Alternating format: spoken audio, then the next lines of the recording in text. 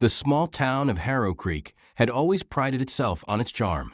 It was a place of tree-lined streets, warm people, and a steadfast sense of community that beckoned visitors to linger longer than they intended.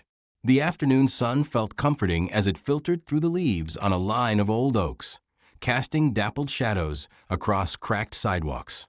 A gentle breeze stirred, carrying the scent of freshly baked bread from the bakery next door and the faint rumble of delivery trucks making their rounds. It was in this quietly bustling environment that a modest, family-owned restaurant named Delfina's stood out. The place had been around for decades, known originally for its kind hospitality and generous servings of comfort food. But over the years, as the town grew, so did Delfina's reputation. Eventually, it became the go-to spot for business lunches and special family events, overshadowing the quieter shops around it. Outside Delfina's, a faded sign offered a day's special: grilled chicken, mashed potatoes, and a side of steamed vegetables, complete with a cup of soup. While Delfina's wasn't fancy by big city standards, in Harrow Creek, it was considered one of the nicer dining establishments. Lunch hour was at its peak, and every seat inside was nearly full. Waiters weaved in and out among tables, balancing trays piled high with plates, while the hum of conversation and the clang of silverware against plates rose in a steady crescendo. It felt both lively and frantic, a pleasant chaos that spoke of good business. At a corner table near the window sat David, a wiry man in his late 50s who bore the posture of someone who had long ago grown accustomed to life's disappointments. His shoulders slumped inward, and although he was neat and clean, his clothing told a story of wear. His faded blue shirt had been laundered so many times the seams were close to giving out, and the elbows on his brown jacket had patched spots. Still, he carried himself with an air of quiet dignity, carefully running a hand over his short, graying hair as he waited for a menu. He clutched a battered leather folder to his chest, the corners worn from handling. Inside were a resume and a few clipped newspaper advertisements for jobs. He had come for an important meeting later that afternoon, hoping to secure a position as a groundskeeper at the local golf course, a job that, if he got it, might help him finally pay for the rundown room he rented on the other side of town. The single empty seat across from David remained vacant despite the restaurant's rush. Anyone looking at him might assume he was waiting for someone, or maybe just collecting his thoughts before ordering. But David had no company coming. He had chosen the corner table strategically, to avoid drawing attention to himself and to have at least a sliver of warmth from the afternoon sun. He stared out the window from time to time, watching pedestrians hurry by. Some wore suits, likely on lunch breaks from the offices downtown. Others were parents juggling babies and groceries. David saw a few acquaintances pass, but he did not wave. He did not want to open the door to small talk, to pity. He was here for a simple, unremarkable lunch, hoping to slip in and out without an ounce of fanfare. He waited for a good 15 minutes before a waiter finally approached.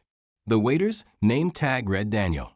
He was young, in his late 20s, and had an air of confident impatience.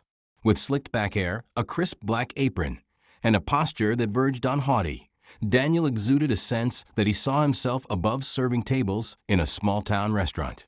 He had joined Delfina's only a few months earlier, after boasting of his experience in bigger city establishments. Rumors among the staff hinted that he was hoping for a stepping stone to management, though few believed he had the patience or warmth to succeed in such a role. Daniel often seemed in a hurry, never stopping for idle chatter. Customers were tasks, and tasks needed to be checked off his list. He hovered near David's table, tapping a pen against his notepad. His gaze flickered over David's worn jacket, taking stock of every detail: the patched elbows, the scuffed shoes, the threadbare nature of his collar. David could almost feel the waiter's silent judgment, though he kept his eyes lowered, determined not to cause trouble. "Are you ready to order?" Daniel asked curtly, not offering a greeting or a smile. His eyes darted around as if searching for more important customers to wait on. David offered a polite nod. "I'd like a glass of water first, please," he said, his voice soft but clear. "And can I see a menu? I haven't decided yet." Daniel arched an eyebrow. "We only have one special today," he said, pointing to the sign outside that had the day's special neatly spelled out. "It's a lunch special reasonably priced. Are you sure you want a menu?" The question was laced with a certain condescension, the kind that suggested he doubted David's ability to afford even the special. "Yes," David replied, a small flush creeping into his cheeks. "I'd still like to see the menu, if you don't mind." Daniel sighed as though asked to perform the most laborious task. He slipped a menu from behind his back and let it drop onto the table. "I'll be back," he said, before turning on his heel without another word. David forced a small, tight smile to maintain his composure. He turned the menu over, eyes scanning the prices. His stomach churned when he saw how high they were. Even a simple soup seemed costly. He had budgeted carefully for this meal, but the unexpected expense might mean skipping dinner later or sacrificing tomorrow's breakfast. He inhaled slowly, steadying himself, reminding himself this was just a small sacrifice for a bit of dignity. Better to eat a real meal now, he thought, to steady his nerves before his job interview. A few minutes later, Daniel returned, setting a tall glass of water before David with a quiet thud. 1 or 2 drops splashed over the rim, trickling down the side. David thanked him, even though Daniel didn't bother to meet his eyes. "Have you decided?" the waiter asked, his pen at the ready. David cleared his throat. "I'll take the tomato soup and half a sandwich, please. The grilled cheese." He kept his voice friendly, refusing to be rattled by the man's demeanor. "That's it," Daniel pressed, scanning David's face with a distinct sneer. He scribbled something on his notepad, as though the order was beneath him. "No side, no salad." "That'll be enough for now," David replied, trying to maintain a polite tone. "Thank you." Daniel didn't respond. He just walked away. David sipped his water, once again keeping his gaze low, inwardly praying that this meal would pass quickly. He told himself that maybe the man was just having a bad day. Perhaps something beyond these walls had soured him. But as David observed Daniel moving graciously among other customers, suddenly smiling, engaging in light conversation with an older couple at the next table, he realized that, no, the attitude was likely personal, reserved for those Daniel deemed unworthy. Minutes ticked by. David kept an eye on the time. He had a job interview in an hour and a half. The clock's persistence inched him closer to the moment he had been both anticipating and dreading. He wanted to finish his lunch without delay, but after nearly 20 minutes, he caught no sight of Daniel heading his way. Other customers, who had arrived after him, were already receiving their entrees. One table of businessmen, boisterous and laughing, had been served, finishing half their plates while David still waited. The longer he sat there, the more self-conscious he became. He slid his worn leather folder onto the seat next to him, out of sight. He didn't want to draw more attention to his tattered state. He tapped his foot anxiously, the hunger pangs and frustration at the shoddy treatment blending into an undercurrent of embarrassment. Finally, Daniel emerged from the kitchen doors with a tray balanced on his hand. He made a stop at the businessmen's table, served them with deft movements and polite banter, then circled toward David's corner as if it were an afterthought. David tried to hide the relief in his eyes when the soup and sandwich were at last placed before him. The soup had cooled somewhat, a thin skin forming on the surface, and the sandwich looked hastily prepared. Still, David offered a nod, a quiet thanks, and Daniel gave no response in return. Instead, the waiter stood watching for a moment, a faint smirk curling on his lips. "Is everything to your liking?" Daniel finally asked, though his words didn't ring with genuine concern. "It'll be fine," David said softly. He reached for his spoon and stirred the soup, trying to dissolve the skin that had formed. He felt Daniel's gaze linger, and when he looked up, he noticed an unpleasant mixture of pity and disdain in those eyes. "Just let me know if you need anything," Daniel said, but his tone was so flat that it sounded more like a challenge than a service. David watched as the waiter spun around and walked away, greeting another table with a broad smile and a cheerful greeting. A knot began to form in David's stomach, not entirely from hunger, but from a creeping sense of mortification. It was a feeling he remembered all too well from previous struggles. Those small humiliations that life doled out in increments until a person's spirit felt thoroughly battered. He forced himself to focus on his soup. It was lukewarm and tasted a bit too salty, but he ate it anyway, not willing to waste food he had already decided to pay for. The grilled cheese was passable, though the edges were slightly burned. Still, it was sustenance. He could feel himself regaining a slight sense of energy, each sip of water and bite of sandwich helping him gather the strength to face the afternoon's interview. He reminded himself that soon, with some luck, he might be in a position to put these humiliations behind him. He was halfway through his meal when two young women entered the restaurant, scanning the tables for a place to sit. One was short and brunette, wearing a modest blouse and skirt, while the other was taller, with honey blonde hair pulled back into a sleek ponytail. They appeared to be in their early 20s, maybe co-workers on a lunch break. Daniel practically glided over to them, welcoming them with open arms to an empty table near David's. A flicker of joy found its way into the waiter's voice. He handed them menus, pointed out specials, offered suggestions, and all the while kept casting side glances at David's table. Perhaps he was making sure that David didn't require any more of his time, or maybe he simply liked to remind David of his inferior status by ignoring him in plain sight. David's mind wandered for a moment to how he would treat customers if he worked in a place like Delphina's. He imagined greeting each person with sincerity, a smile, and a question about their day. He had always believed in kindness, that real generosity was in the small, everyday interactions people had with each other. It pained him to see the opposite in someone so young. Yet he was determined not to let it sour his afternoon. If anything, it fueled his resolve to handle his own life with more empathy. He finished his meal and glanced at his watch. Time was moving along, and he needed to be at the golf course in less than an hour. He started looking around for Daniel to request a check. But Daniel was nowhere to be found. Another waiter, a woman in her 40s named Rosa, zipped past, carrying an armful of plates. Before he could flag her down, she was gone. David tapped his fingers on the table, took a final sip of his water, and attempted to gather his wits. He decided to stand up and approach the counter to pay. Just as he rose from his seat, Daniel reappeared, stepping in front of him with a raised hand as if to stop him. "Where do you think you're going?" Daniel demanded. His voice carried a sharp edge that immediately drew the attention of a nearby table.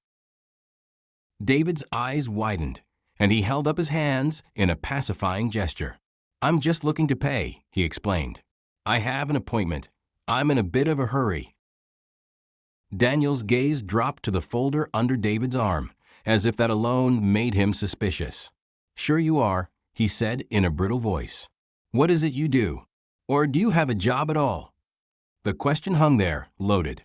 David sensed the eyes of a few onlookers shifting towards him. His pulse quickened, heat rushing to his cheeks. He felt the urge to defend himself, to explain that he was on the verge of securing employment that very day, but shame pinned his words in his throat. He tried to keep his tone even. "I have a job interview soon," David replied, trying not to sound defensive. "If I don't leave in time, I'll miss it." Daniel's mouth twisted into a derisive half-smile. "Oh, an interview," he repeated, like the notion was a punchline to a joke. "Well, that's nice. But you need to pay your bill first." He pulled a small black leather folder from his apron and slid it onto the table in front of David. "That'll be $8.50 for the soup and half sandwich." He paused as if about to say something else, but then simply waited.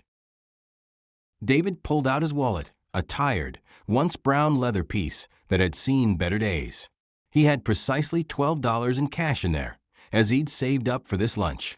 He removed a 10 and 2 ones, carefully placing them on the table. It was the last of the small amount of money he'd allocated for personal expenses until he could secure a new job. His rent was overdue. His landlady had threatened to evict him if he didn't have at least a partial payment by the end of the week. Right now, though, he needed to ensure he didn't make a scene, so he placed the money down quickly. Daniel pursed his lips. "There's your change," he said, dropping a single coin into David's palm, an old quarter that clinked softly. The condescending air in Daniel's voice made it sound as though he was handing a charity donation to David. As David scooped the quarter into his pocket, he tried to salvage a shred of dignity by offering a murmured thank you. At that moment, a snicker rose from the table where the two young women were seated. The taller one was scanning David with curiosity, but her expression wasn't hostile.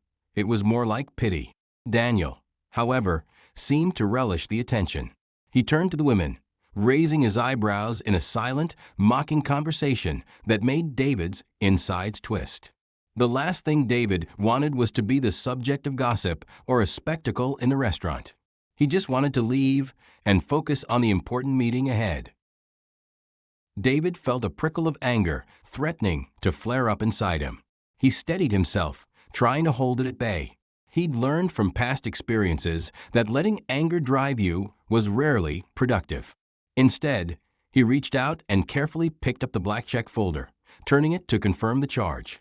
$8.50 plus tax, which he had already covered. That left him with about $3 after the tip he'd intended to give. But the sudden spasm of resentment he felt toward Daniel made him falter. Should he really reward the man's rudeness? Every rational part of him insisted. Tip anyway. David believed in the principle of leaving a tip for someone who, despite his attitude, was just doing a job. Yet the nastiness in Daniel's manner was undeniable, and David was at war with himself. Still, principles often win out in kind hearts. David reached into his pocket and retrieved two crumpled $1 bills. He flattened them on the table, considering if he should place them in the folder. The shameful tightness in his chest had yet to subside. With a heavy sigh, he slid one of the bills back into his pocket. He couldn't afford to lose everything. He needed at least some money to catch the bus to his interview. Placing the single dollar bill on top of the exact amount for his meal, David nodded once at Daniel, then turned to go. "Really?" Daniel's voice cut through the bustle, loud and sharp. A hush descended over the tables in their immediate vicinity. David stopped, muscles tensing. "You can't leave a man a decent tip for serving you." David's throat tightened. He should have kept walking. If he had simply walked away, he would have been able to hold his head high. But the humiliation was too intense. Slowly, he turned, meeting Daniel's gaze head-on for the first time that afternoon. He saw the hardness in those eyes, the casual cruelty that came so easily to the young waiter. "I'm sorry," David said, measuring each word carefully, determined not to let his voice shake. "I gave what I could." "Oh, is that how it is?" Daniel replied, raising his hands theatrically. A handful of tables nearby started paying closer attention. Even the hostess behind the counter seemed to be peering over. "I guess I shouldn't be surprised," Daniel continued, his tone venomous. "Guys like you come in here, take up a table, and then tip like it's an afterthought. Not everyone can mooch off the system, you know." David felt the words strike him like a physical blow. "Mooch off the system," he repeated in a shaky voice. That phrase, with all its scorn, sank into him like a barb. He had been working, and working hard, ever since he was a teenager. Countless odd jobs, nights scrubbing floors, painting fences, trying to keep his head above water. But somehow, life had a way of pulling the rug out from under him. Bad luck, health issues, family emergencies, each had chipped away at his savings, leaving him in a perpetual scramble. The implication that he was lazy or exploiting others hit at his core. But the words refused to come. He was too stunned, too embarrassed, too aware of the eyes on him. Daniel crossed his arms over his apron, looking at David with a sneer. "I see your type all the time," he said, voice dripping with derision. "You think you're better than leaving a proper tip? Or maybe you just want the rest of us to foot the bill for you. Poor pitiful you." He let out a short bark of laughter. "Daniel," a stern voice interrupted. Rosa, the other server, had arrived on the scene, her brow furrowed with concern. She placed a gentle hand on David's shoulder. "Is everything all right here?" David opened his mouth to speak, but Daniel cut him off. "It's fine, Rosa," he snapped. "Our friend here just needs to learn how to pay if he's going to eat in a real restaurant." A flush of anger spread across Rosa's face, but she seemed uncertain how to intervene. David managed to find his voice, quiet but resolute. "I have paid," he insisted. "And I added a tip, even if it's small. I'm sorry it's not more, but it's all I can spare." Sure. Daniel shook his head as though David's explanation were worthless. "You're just sorry you got called out." Humiliation pressed down on David, but so did a flicker of righteous anger. He turned to Rosa, his voice trembling with quiet hurt. "I'm sorry," he said to her, "but I need to leave. I have an important appointment." Without another word, he straightened his shoulders and walked toward the door. He could feel dozens of eyes on him, some filled with sympathy, others simply curious. The heat in his face became more intense, and each step seemed to echo in his mind like a thunderclap.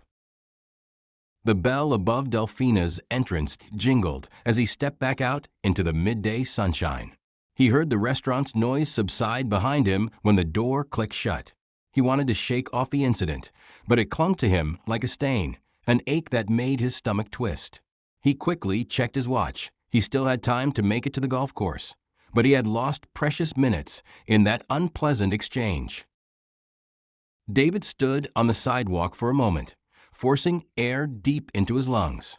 The job interview was far more important than any indignity he'd suffered at lunch, he reminded himself.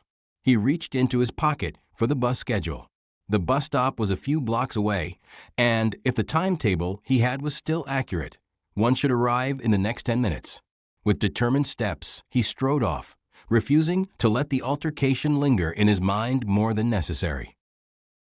Rosa, meanwhile, stood in the middle of Delphina's dining room, staring at Daniel in disbelief. She had been a waitress there for almost a decade. Never had she seen such cruelty. A few customers murmured among themselves, shooting Daniel disapproving glances. Even the two young women who had observed the scene seemed taken aback. One of them leaned over her menu and whispered to her friend. The older couple at the corner table, whom Daniel had served earlier with courtesy, frowned in his direction. The tension in the air was thick. Daniel, however, seemed oddly satisfied, like someone who had just won a petty argument. He shrugged it off and went about his duties, moving to refill water glasses at the businessmen's table, who had witnessed part of the spat. "Everything good here, gentlemen?" he asked, all smiles again, as though nothing had happened. But the energy in the restaurant had shifted. Rosa exchanged a look with a co-worker behind the counter, a silent question passing between them. Should they tell the manager? The manager, Christine, was known for her no-nonsense attitude. She was in the back office, finalizing orders for the weekend. Rosa weighed the decision to interrupt her. She knew Christine would be furious if she learned that Daniel had just publicly humiliated a paying customer. Despite Daniel's arrogance, he was short-staffed with them that day. Rosa decided to keep her peace for a moment, hoping she could handle it quietly. She returned to her tables, though she couldn't shake the uneasy feeling that a line had been crossed, and it wasn't likely to be forgotten.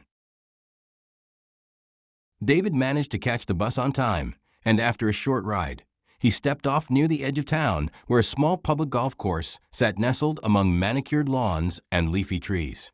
The walk from the bus stop to the clubhouse took him through a quiet neighborhood of modest single-family homes. There was a smell of freshly cut grass in the air, which helped soothe his frazzled nerves. The day was bright, a few stray clouds drifting lazily across a pastel sky.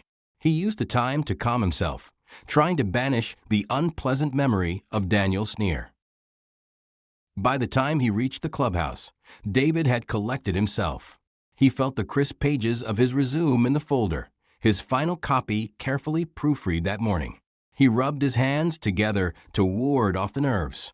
Usually, job interviews made him tense. He'd gone through more of them than he cared to count in recent years, each a new audition that rarely landed him a steady role. The economy in Harrow Creek had hit a lull, and most of the positions he was qualified for either dried up or offered only short-term, part-time shifts. But he'd heard the golf course needed a dedicated groundskeeper, someone with experience in lawn care and basic maintenance. David had done more than his share of landscaping work over the years, so he felt at least somewhat hopeful. Inside the small but tidy clubhouse, the walls were decorated with posters advertising upcoming tournaments, golf lessons, and a charity fundraiser. A subtle scent of wood polish and fresh coffee filled the air. The receptionist, a friendly woman with short curly hair, greeted him warmly. "You must be David," she said, checking her notes. "I'll let Mr. Cunningham know you're here. He's just finishing up a call." David nodded appreciatively and took a seat in the small waiting area. The minutes crawled by, but not unpleasantly. He tapped his foot, reminding himself to keep calm, that first impressions mattered. When the door to a nearby office opened, a tall, middle-aged man with slightly stooped shoulders appeared. He wore khakis and a polo shirt bearing the golf course's logo. His hair was silver at the temples, and his face, though kind, carried the look of someone perpetually juggling too many tasks. He approached David with a measured stride, hand outstretched. "You must be David Baker," he said, shaking David's hand with a firm, welcoming grip. "I'm Robert Cunningham. Why don't we step into my office and chat?" David allowed himself a small, hopeful smile. "Thank you, sir. I appreciate you making the time." They moved into a simple yet neat office with large windows that overlooked a portion of the course. The manicured fairways stretched out in the distance, dotted by sprinklers that gleamed under the sun. David let his gaze linger on the green expanse for a moment, absorbing the peacefulness of the setting. Mr. Cunningham gestured for David to sit in a sturdy chair before settling into his own leather swivel seat. "So," Mr. Cunningham began, "thank you for coming in. We're looking for someone to handle general upkeep, mowing, trimming, maybe a bit of minor landscaping. The role also includes some clubhouse maintenance, fixing small things, painting, that kind of work. Your resume suggests you've done a fair amount of that in the past." He lifted the paper from David's folder, scanning it. "Yes, sir," David replied, nodding. "I've worked in maintenance and landscaping for many years, often as seasonal or part-time jobs. I'm comfortable with the equipment, and I pride myself on being reliable." Mr. Cunningham pressed his lips into a thoughtful line. "We need someone dependable. Attendance is a big factor. We open early in the morning for the regular golfers, so start time can be around 5 or 6 a.m. depending on the season. Would that be an issue?" "Not at all," David responded, earnestness touching his voice. "I'm an early riser, and I don't have any conflicts." "Good, good." Mr. Cunningham set the resume down and fixed David with a kind, direct gaze. "Now, the position pays slightly above minimum wage, but we do offer some benefits after a probationary period. It's not glamorous, but it's honest work, and we've had the same groundskeeper for nearly a decade. He retired unexpectedly last month, so we're a bit pressed to fill the spot." David's heart soared at the possibility. Even slightly above minimum wage would be a life changer for him. A stable position, something to cling to, was exactly what he needed. He nodded enthusiastically. "That works for me, sir," he said, trying not to sound too desperate. Mr. Cunningham laced his fingers together and rested his hands on the desk. "If it's all right with you, I'd like to show you around the grounds briefly. We can talk specifics as we walk." Of course. David stood, following Mr. Cunningham through a hallway that led out onto the green. The bright sun contrasted with the dark interior of the clubhouse, momentarily causing David to squint. Warmth washed over him, and the smell of cut grass intensified, mingling with the faint odor of golf cart fuel. They passed a row of small white carts parked neatly in line. Mr. Cunningham explained how the morning routine would go, starting the sprinklers, checking for any overnight damage to the turf, clearing branches or debris after storms. As they walked, David felt relief. He was good at manual labor. He might not excel in corporate suits or fancy job interviews, but give him a mower, a rake, or a hammer, and he would do whatever was required, no complaints. He liked the outdoors, the sense of accomplishment that came with a neatly trimmed lawn or a freshly painted fence. Here, on this sprawling course, he saw the potential for stability. If he performed well, he might be able to rebuild his life bit by bit. Mr. Cunningham paused near a small pond that reflected the sky in ripples of blue and white. He turned to David, crossing his arms. "You know," he said, "I've had a few applicants for this position. I won't lie to you. But what I look for most is attitude and reliability. The moment you walked in, you seemed, I don't know, genuine." A pang of gratitude touched David's chest. After the humiliations of the day, it meant a great deal to hear that someone recognized his honesty. He bowed his head respectfully. "Thank you," he murmured. "I'll do my best not to let you down." Mr. Cunningham offered a small, warm grin. "I believe you," he said. "We'll need to run a quick background check, standard procedure. But if all goes well, I'd like you to start next Monday. Does that sound feasible?" A rush of relief nearly made David's knees buckle. He struggled to keep his composure, settling for a grateful smile. "That's perfect," he said, his voice trembling slightly. "Thank you so much. I won't disappoint you. You can count on me." "I trust one can," Mr. Cunningham said, extending a hand. David shook it firmly, feeling the tension that had coiled in his stomach all morning begin to dissipate. There would be paperwork to finalize, of course. Mr. Cunningham walked him back toward the clubhouse, explaining which forms he'd need for payroll, identification, and emergency contacts. It was all routine, but for David, it was a door opening, a new beginning. They parted ways in the reception area with the promise of phone calls over the next couple of days. David left the golf course with a lighter heart. He had a job, a real stable job. The day had gone from one of the worst humiliations in recent memory to a moment of hope. As he made his way back to the bus stop, he mentally tallied how this new income would help him catch up on rent, maybe buy a decent pair of work boots, even keep some money aside for emergencies. He felt a flicker of optimism that he had not experienced in a long while. On the bus ride back into town, David leaned his head against the window. His mind drifted briefly to the scene in Delphina's. The shame and anger he had suppressed welled up for a moment, but he tried to quell it, telling himself it was done. Maybe he would never step foot in that restaurant again. Why torture himself with thoughts of Daniel's scorn? Instead, he focused on the positive news he now carried. He had a job. Life, for once, seemed ready to give him a break. That was all that mattered. Back at Delphina's, the lunchtime rush had subsided, leaving a calmer atmosphere. Only a handful of customers remained, finishing their meals or sipping coffee.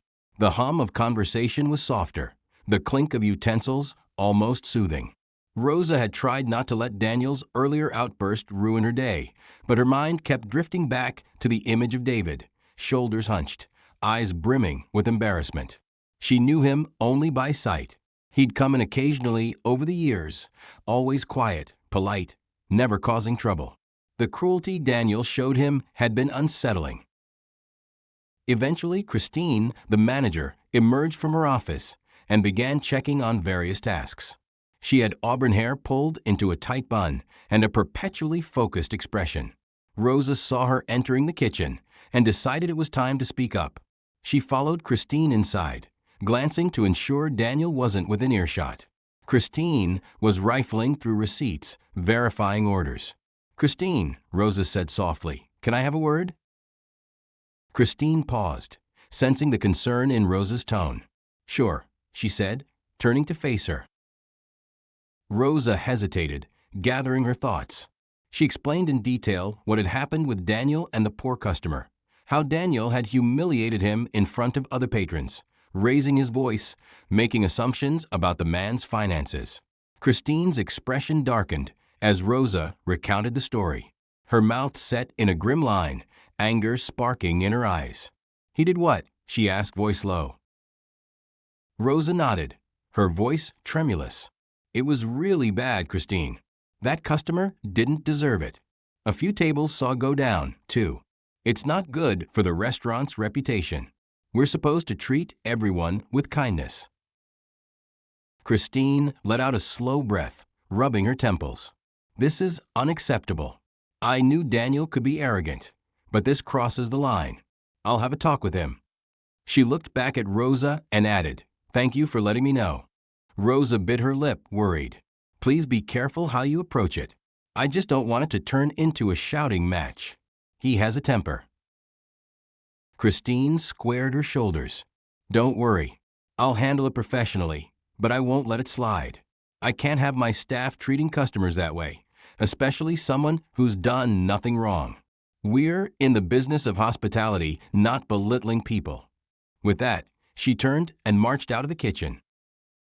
For the next half hour, Christine observed Daniel from a distance, watching the way he interacted with other patrons.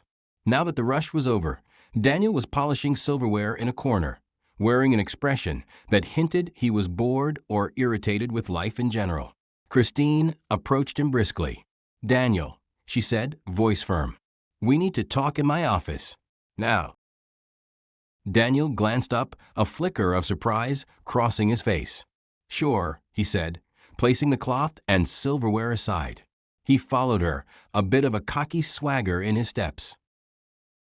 Once inside Christine's cramped office, she shut the door behind them, crossing her arms. "What's this I hear about you humiliating a customer today?" she asked, getting straight to the point. Daniel rolled his eyes. "What did Rosa tell you?" he asked, his tone defensive. "It wasn't that big a deal. The guy was being rude, and he gave me a tiny tip. I just let him know that wasn't acceptable." Christine's nostrils flared. "Not acceptable?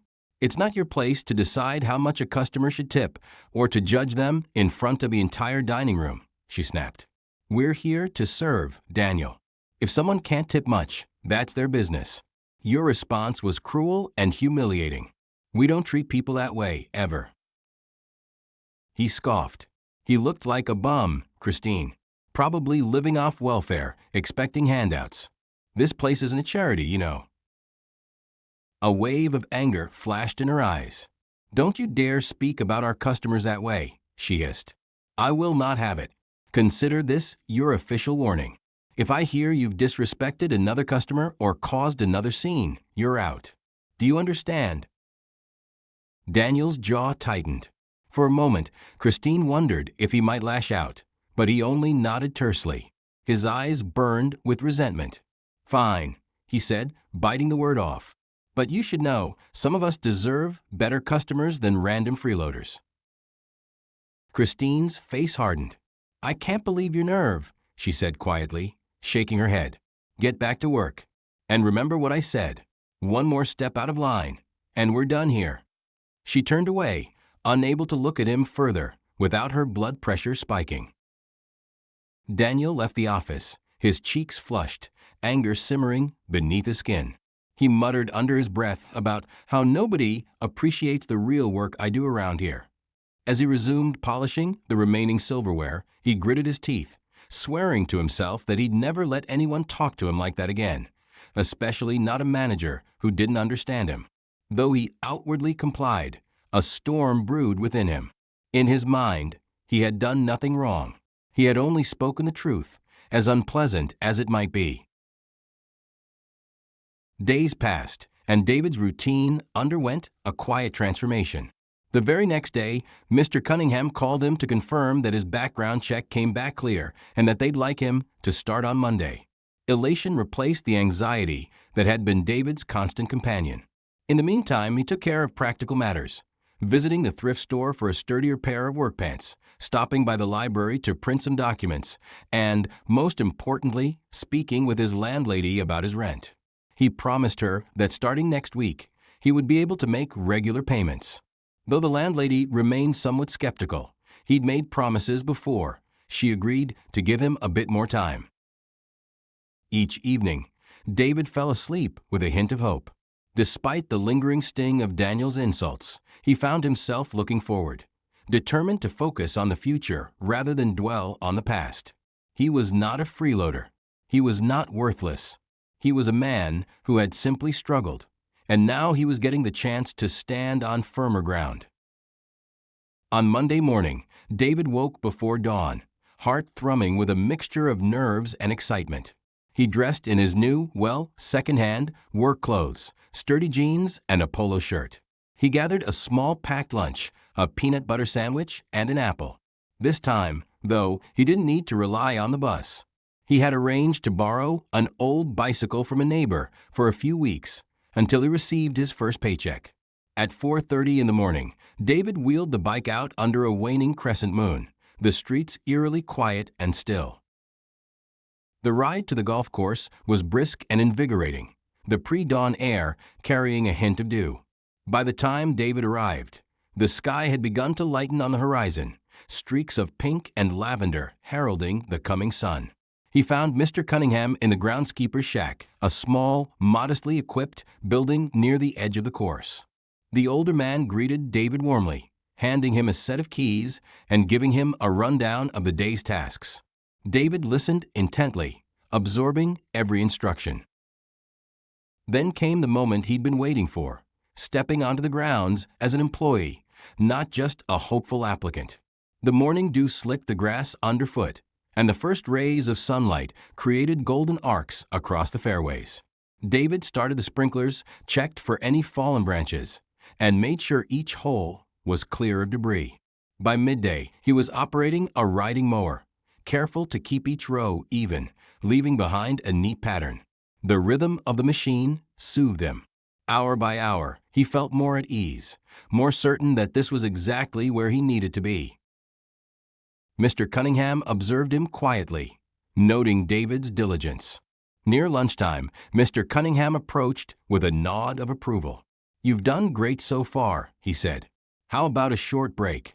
We usually have a quick bite in the break room around noon." David, sweaty but satisfied, took the invitation gladly.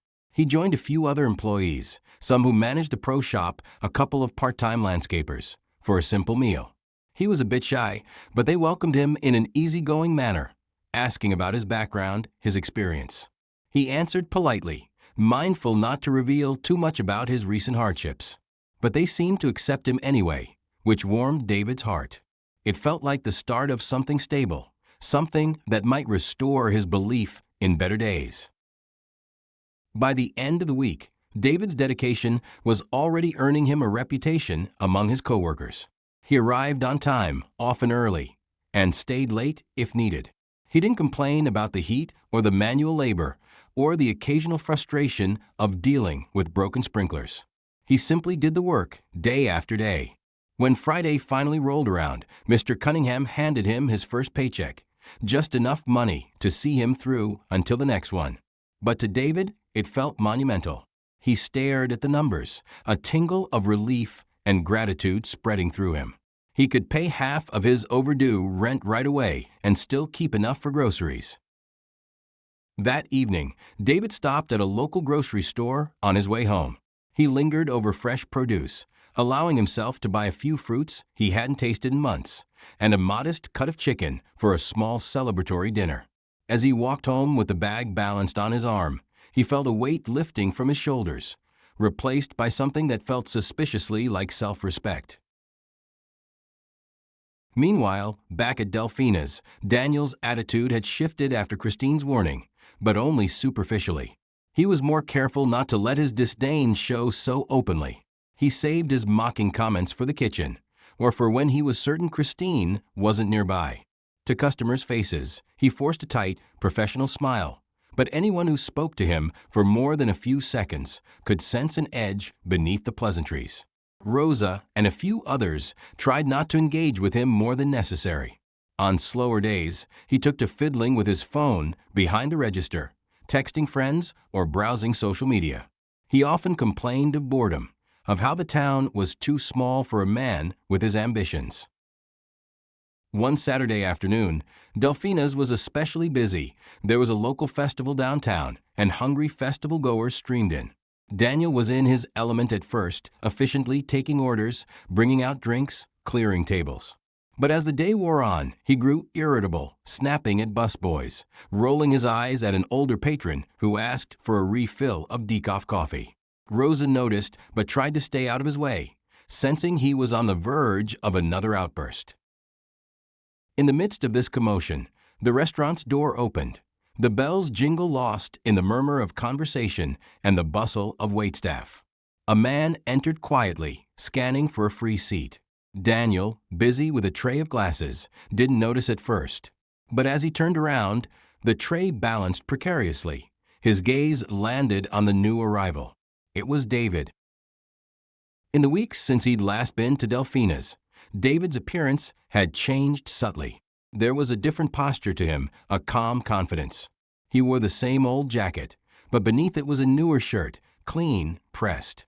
He held his head a bit higher, his eyes bright with quiet self-assurance. He had come not to dine, but to meet Rosa, who had recommended a side gig painting her mother's fence. She'd told him earlier in the week that her mother was looking to pay someone to do the job, and David had expressed interest.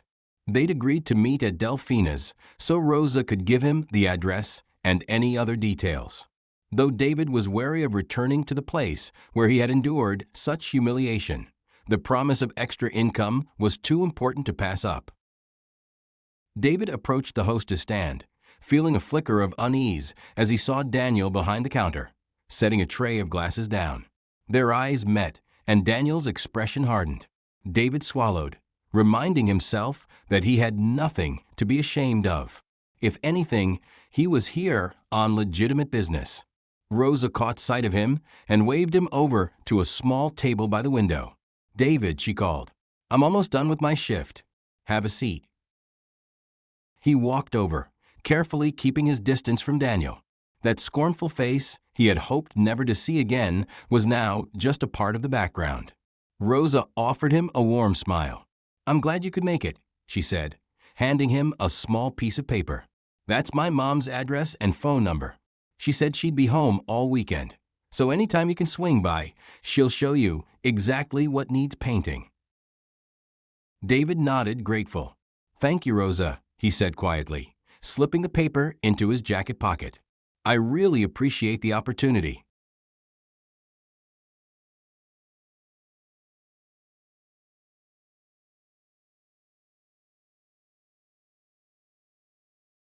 David nodded, grateful.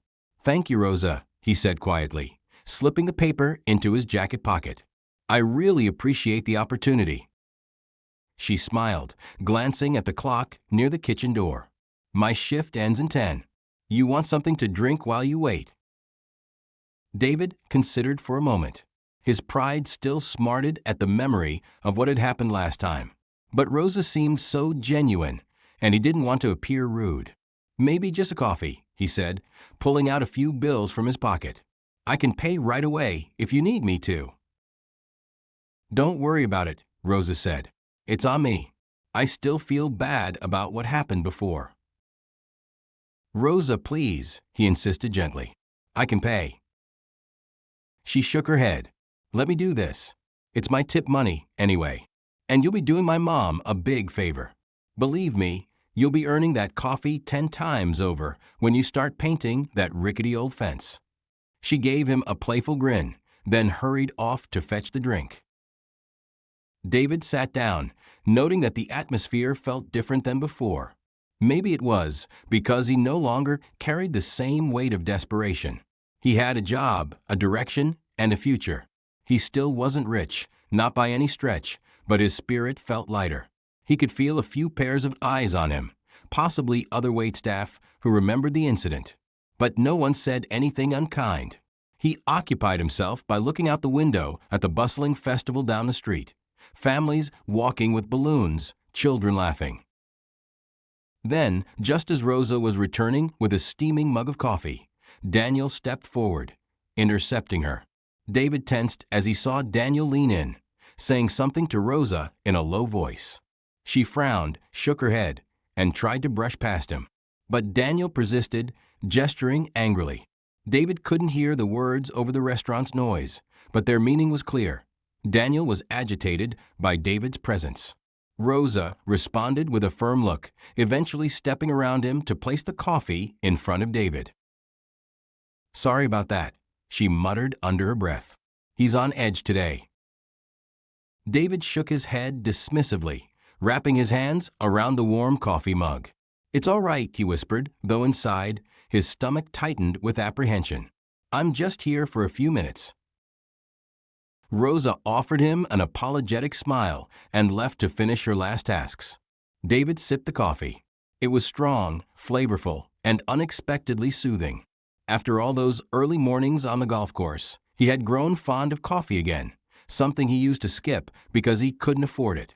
He marveled at how small pleasures could take on such importance after periods of hardship. But the tranquility didn't last. Out of the corner of his eye, David saw Daniel approach. The waiter's stance was aggressive, shoulders stiff, head held high. He stopped next to David's table, arms crossed over his apron.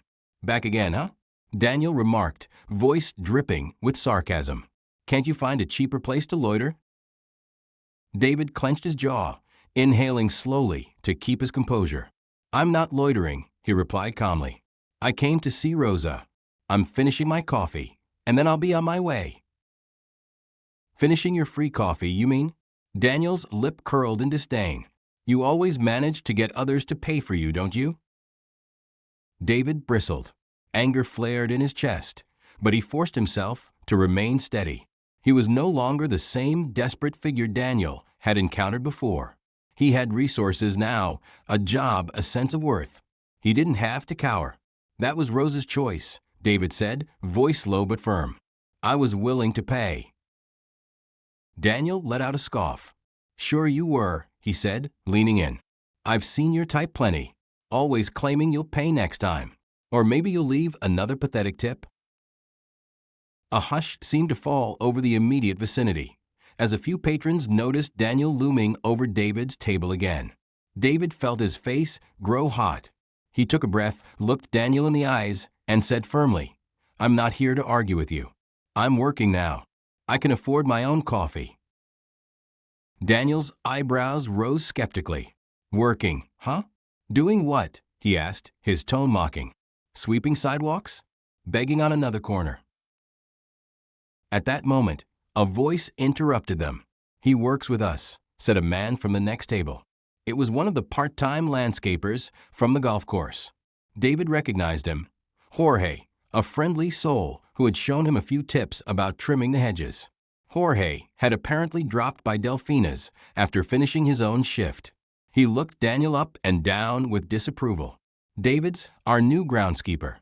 Hardest worker on the team." Daniel blinked, caught off guard. He stared at David, struggling to process this new information. David lifted his chin slightly. "I'm not lying," he added, his voice quiet but certain. "I have a steady job now." Jorge, sensing the tension, scowled at Daniel. "What's your problem with him, man? He's done nothing wrong." Daniel began, but he stopped short. His face flushed, not with shame, but with frustration at being undermined. He turned to David, his voice laced with contempt. "Well, good for you," he said sarcastically. "I guess you finally found someone to pay you." Before David could respond, the door to the kitchen swung open and Christine stepped out, surveying the scene with a sharp eye. She noticed Daniel confronting a customer. Again, furrowing her brow, she approached. "Is there a problem here?" she asked, looking from Daniel to David. Silence hung in the air for a second. David hesitated, not wanting to cause trouble for Rosa or escalate anything further. He shook his head. "No problem," he said softly. "I'm just finishing my coffee." Daniel opened his mouth, but Christine raised a hand. "Daniel, in my office. Right now." She aimed a pointed look at him. "Why?" he snapped, though he obeyed, tossing one last sneer in David's direction before he disappeared with Christine into the back. A wave of relief washed over David. He glanced at Jorge, who gave him a supportive nod and resumed sipping his drink. Rosa rushed over, breathless. "I'm so sorry," she said to David. "I didn't think he'd confront you again." David waved off the apology. Don't worry, it's not your fault. He downed the rest of his coffee, trying to steady the adrenaline still coursing through him. I'll just go. Thanks again for the coffee and for the painting job. Rosa touched his arm gently. David, you don't have to leave. You didn't do anything wrong. He offered her a small, reassuring smile. I have errands anyway, he said. Then he stood, pulled out his wallet, and laid the exact cost of the coffee plus a tip on the table, more than enough to cover it. He refused to let Daniel's words or assumptions hold any truth. Please give this to the cashier, he said, pressing the money into Rosa's hand. She nodded, her eyes shining with sympathy. David, squaring his shoulders, left Delfina's with measured steps. Though his heart still pounded from the encounter, he felt an odd sense of triumph this time. He had stood firm, politely but confidently. He was not the timid, broke man Daniel had once pegged as an easy target. And he was proud of that transformation. After Christine ushered Daniel into her office, she shut the door, glaring at him in incredulity. I cannot believe this, she said, voice low and dangerous. You promised me you'd stop harassing customers. He's not a customer, Daniel retorted, his anger flaring. He's not a customer, Christine exclaimed. He was literally drinking coffee in our dining room and gave Rosa money for it. That makes him a paying customer. And even if he wasn't, it's none of your business. I've had enough, Daniel. This is your second major warning. I told you if you caused another scene. Wait, Daniel cut in, panic edging into his tone. You can't fire me. I work hard here. I bring in a lot of tips. This place needs me. Christine's lips tightened into a thin line. She let out a slow breath, as if trying to maintain her composure. We do need good servers, she acknowledged, but we also need to protect our reputation and ensure our patrons are treated with respect. You're jeopardizing that. And from what I've witnessed, your attitude is getting worse, not better. Daniel's heartbeat thudded in his ears. He had no backup job. He had been bragging about wanting to move on, but in truth, he had been rejected by the upscale restaurants he'd applied to in the city. Delfina's, though not glamorous, was his sole source of income. If he lost it, his apartment, his car, everything could unravel. Swallowing his pride, he forced a humble note into his voice. Christine, please, he said. I'm sorry. I lost my temper. I'll do better. She fixed him with a measured stare. You said that last time. He swallowed. He could feel the precariousness of his position. I know, he admitted, letting some real fear seep into his voice. I've been stressed. I said some things I shouldn't have. It won't happen again. Christine studied him for several moments, the tension thick in the small office. Finally, she pulled a piece of paper from her desk and scribbled something on it. I'm putting you on probation, she said. You have 1 month to prove to me that you can handle this job professionally. No more rude behavior, no more outbursts, no more humiliating customers. If I get another complaint, you're gone. No questions asked. Relief and resentment warred in Daniel's expression. He wanted to snap back that she was overreacting, that the so-called poor customer had provoked him. But he knew better than to push further. All right, he said, voice subdued. Thank you. I won't let you down. Christine didn't respond. She just jerked her head toward the door, signaling that he should get back to work. Daniel stormed out, face flushed, anger simmering in his gut. He felt humiliated, forced to grovel for a job he thought was beneath him. Yet he had no choice. Until something better came along, he needed the paycheck. He also couldn't deny feeling a spark of bitterness toward David, who now apparently had a job and friends willing to defend him. The memory of that anger burned in Daniel's mind. Time went on. David continued to work at the golf course, gradually saving a little money each week, building a cushion for emergencies. He started painting Rosa's mother's fence on weekends, a task that gave him a small but welcome supplemental income. His landlady noticed the change. He was now able to pay rent on time, and a new respect seemed to bloom there. She even offered him an old radio for his rented room, insisting that everyone deserved a little music in their life. David woke up each morning with a sense of purpose, something he had long craved. He still carried the scars of past failures, nights spent in cramped shelters, days scouring newspapers for any lead. But the difference was that now he felt a resilience in himself that overshadowed those memories. The slow transformation didn't necessarily make him wealthy, but it made him proud. He never forgot to be grateful for the small things: a good meal, fresh coffee, a kind word from a coworker. A few months after David's first day at the golf course, an unexpected announcement arrived from the town council. They were hosting a community event at the golf course, inviting businesses, families, and local patrons to an afternoon of free lessons, barbecue, and charity raffles.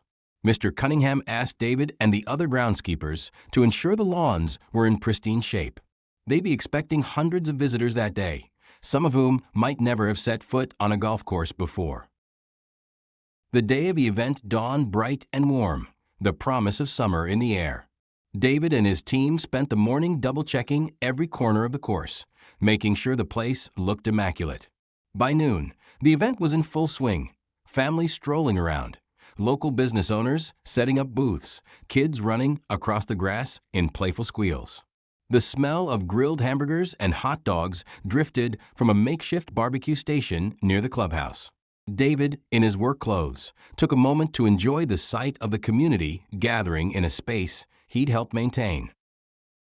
Then, to his surprise, he noticed Delphina's had set up a small food stall near one of the booths. Christine stood behind it, wearing a branded apron, handing out samples of their house specialty: mini grilled chicken sliders and small cups of soup. Next to her, Rosa smiled, chatting with passers-by. The restaurant was doing a bit of promotion, giving out coupons for a free appetizer with any entree purchase. David hesitated. He hadn't stepped foot inside Delphina's since the day Daniel confronted him for the second time. But Christine caught sight of him and waved him over. Though he felt a flash of nerves, he decided to be polite. After all, Christine and Rosa had never treated him poorly. As David approached, Rosa's face lit up. "David," she called, "this place looks amazing today. Great job on the grounds." He smiled, dipping his head modestly. "Thanks," he replied. "Just doing my job."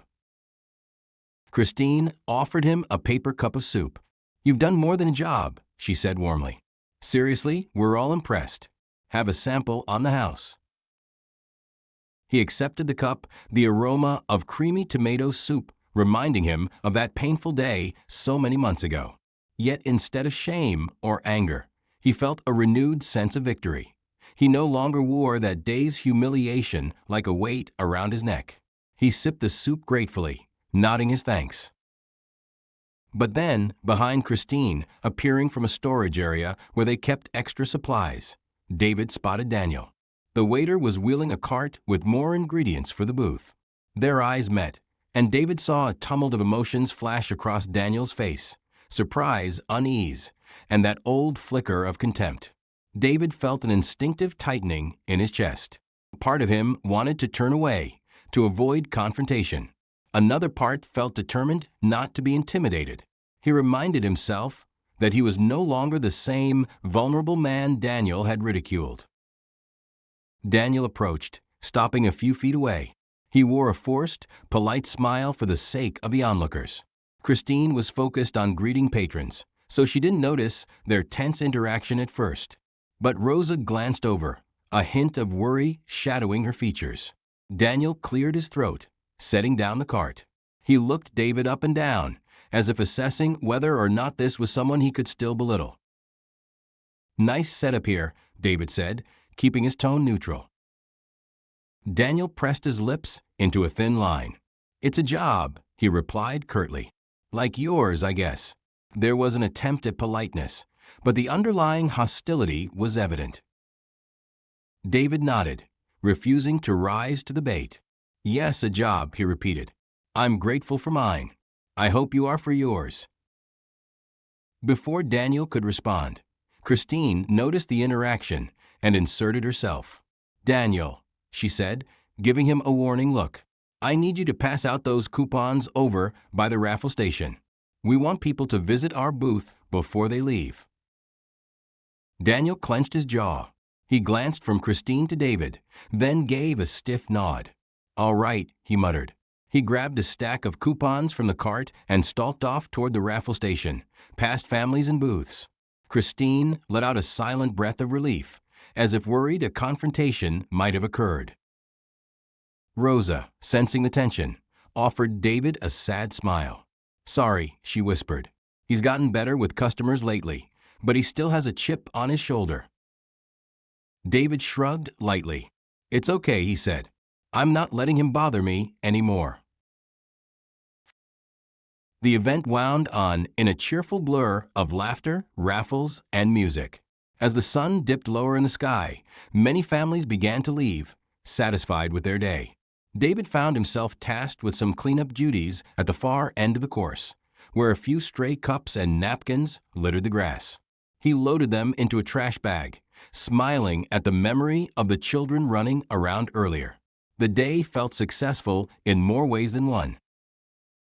But fate had more in store that evening. While David was hauling a second bag of trash toward the clubhouse dumpsters, he noticed a figure in the distance, hunched over near a golf cart. As he drew closer, he realized it was Daniel, crouched with his back partially turned. Something about Daniel's posture struck David as odd. His shoulders trembled, and he appeared to be fumbling with the cart's engine compartment.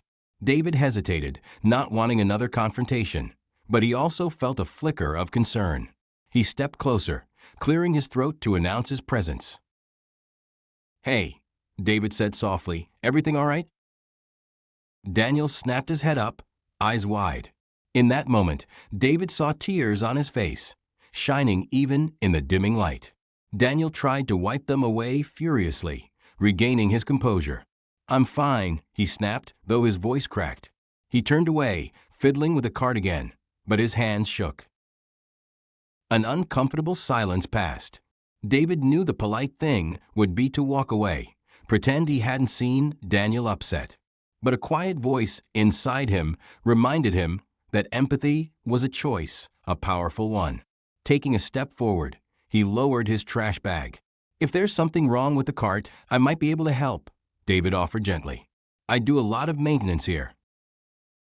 Daniel let out a bitter laugh, the sound caught between a sob and a snort. You're just itching to make me look incompetent, he spat. No thanks. David nodded, swallowing. I'm not trying to make you look bad, he said softly. I've had my share of struggles. I know how it feels to think everything is going wrong.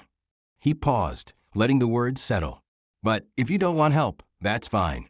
I just wanted you to know I'm here if you need anything. A tense breath shuddered from Daniel's lips. He slammed the cart's panel shut, whirling to face David. His eyes glistened with tears he refused to let fall.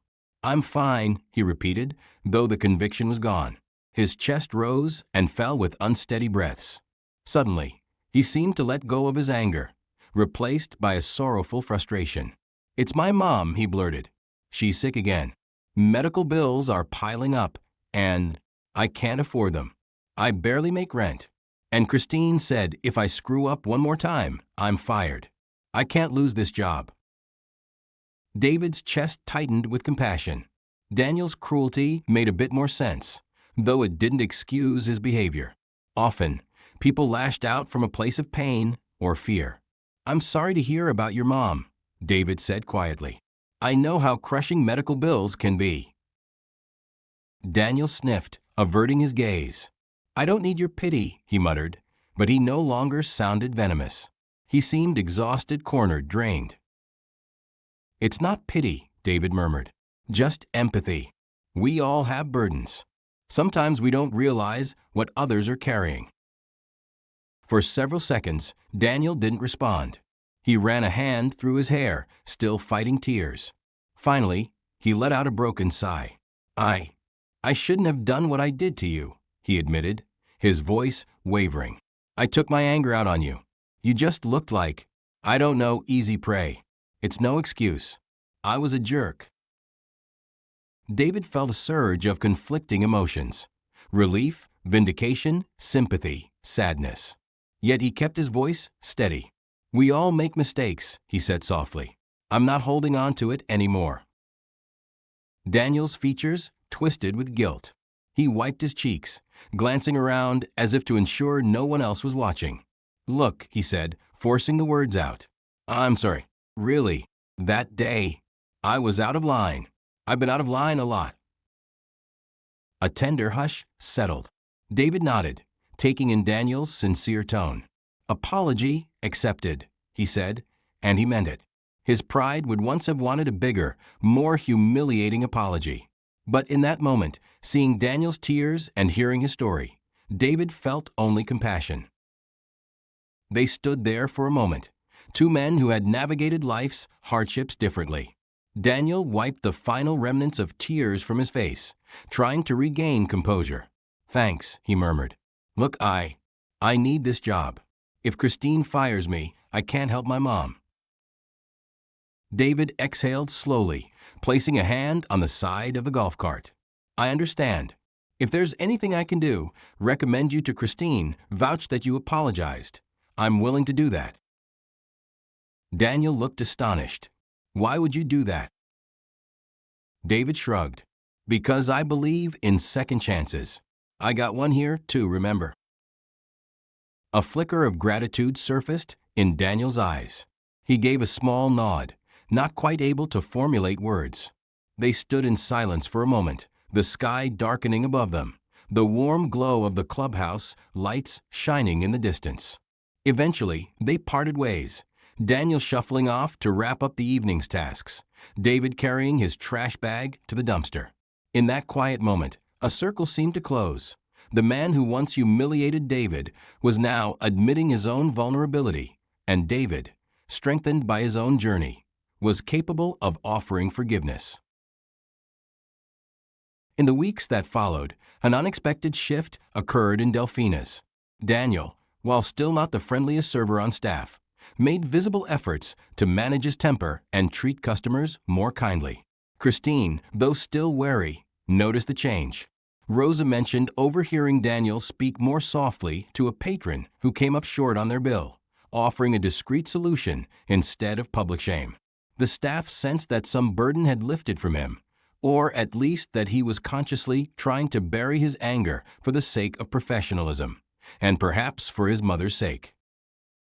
At the golf course, David carried on his responsibilities with diligence. He began to master small landscaping techniques, trimming hedges into symmetrical shapes, planting flower beds to add color around the clubhouse. He never forgot the taste of humiliation from that day in Delphina's, but he carried it as a reminder of how far he'd come and how crucial it was to offer kindness to those who seemed to deserve it least. One late afternoon, after closing time, David was packing up some tools in the maintenance shed when he heard footsteps behind him. Turning, he saw Daniel standing there. Immediately, David's guard rose a bit, wondering if something else was wrong. But Daniel wore a subdued expression, cradling a paper bag in his arms. "Hey," Daniel said. "I was just dropping off some supplies for Christine. She said to leave them in the clubhouse. I saw you working over here." David set down his rake, nodding. "Yeah, just finishing up. What brings you to the shed?" Daniel cleared his throat, glancing at the floor like he wasn't quite sure how to proceed. After a moment, he extended the paper bag toward David. I packed a couple sandwiches and some fruit. Figured maybe, I don't know, you might want one." A gentle wave of surprise and warmth washed over David. It was such a stark contrast to their first encounters. "That's kind of you," he said, taking the bag carefully. "Thank you." Daniel gave an awkward shrug. I don't know if you eat dinner here or have time to grab something. Thought it might help." David nodded, pulling out one of the sandwiches. "I appreciate it," he said quietly, meeting Daniel's eyes with genuine gratitude. "Really." They stood for a second in the half-lit shed, the sound of cicadas chirping in the early evening. The hush between them spoke volumes of the distance they traveled. Finally, Daniel offered a tentative smile, said a quick goodbye, and walked off, leaving David touched by the simple generosity. It wasn't a grand gesture, but it was enough to signal that the old bitterness was gone, or at least on its way out. Sometimes, the smallest acts of kindness carried the greatest meaning. Months later, as autumn leaves began to blanket Harrow Creek in russet and gold, David found himself invited to a small staff appreciation event at Delphinus. Christine, wanting to mend bridges, had suggested that the golf course employees come for a discount meal to thank them for hosting the summer charity event so successfully. Mr. Cunningham agreed, and one early evening, David walked into Delphina's with his co-workers, feeling a twinge of nostalgia. They were greeted warmly by Christine, who guided them to a large table near the back. The air smelled of baked bread and herbs, conjuring up memories both pleasant and painful. David took a seat among his colleagues, scanning the restaurant. Gone was the tension he once felt here. The staff bustled around with cheerful efficiency. In one corner, Rosa flashed him a friendly wave. And, behind another table, handing menus to a family, stood Daniel. Their eyes briefly met, and Daniel gave a faint, respectful nod before returning to his duties. Throughout the evening, the golf course crew enjoyed good food and conversation. They toasted to a successful season and to each other's hard work. When the time came to pay, David contributed without a second thought, delighting in the normalcy of being able to pay his share. No humiliating scene, no mocking comment. As they were collecting their things, Daniel approached, placing the check on the table. He addressed the entire group with polite gratitude. "Thank you for coming in. We appreciate your business," he said, then turned specifically to David, offering a brief smile. "And thank you for everything else." David understood the unspoken meaning behind those words and responded with a short nod, matching Daniel's smile. There was no need to drag up old history. The moment was enough, a small sign that empathy and growth had taken root where anger and humiliation once stood. That night, as David walked home under a star-flecked sky, he reflected on the winding path that had led him there. A waiter had once humiliated him in what felt like the lowest point of his life. Yet in the end, a quiet sense of justice had been served, not in the form of grand revenge or public retribution, but in a deeper, more meaningful way. David's steady rise from misfortune, securing a job, regaining his self-worth, was proof that true karma did not necessarily involve elaborate punishments, but rather the unfolding of circumstances that allowed for growth, understanding, and the triumph of simple human decency. He reached the small apartment building where he lived. Lights shone warmly from various windows, silhouettes of neighbors going about their quiet lives. He stepped through the entrance, climbed the creaking stairs to his unit, and let himself in. Setting his keys on the small kitchen counter, he turned on a single lamp that cast a soft glow over the worn furniture. He exhaled, taking in the comforting silence. In the reflection of the mirror above his sink, he saw the man he had become, no longer hunched in shame, but standing taller, with eyes that held a certain light. He thought of Daniel's face, how fear and pain had twisted it, and how different people could be if only we saw the battles they fought behind closed doors. A quiet resolution anchored in David's heart: never judge someone solely by their worst moments. Never assume you know the whole story. Cruelty may come from a place of despair, and arrogance may cloak genuine need. And in the grand tapestry of human encounters, kindness could be the unexpected key to breaking down walls, revealing paths to redemption. With that thought, David smiled to himself, flicked off the lamp, and settled into bed. Tomorrow he would rise at dawn, as usual, to care for the golf course. He'd breathe in the crisp morning air, greet his coworkers with a contented spirit, and carry forward the lesson that life had so relentlessly taught him. Humility, respect, and compassion had the power to transform not only one's own life, but the lives of those around us.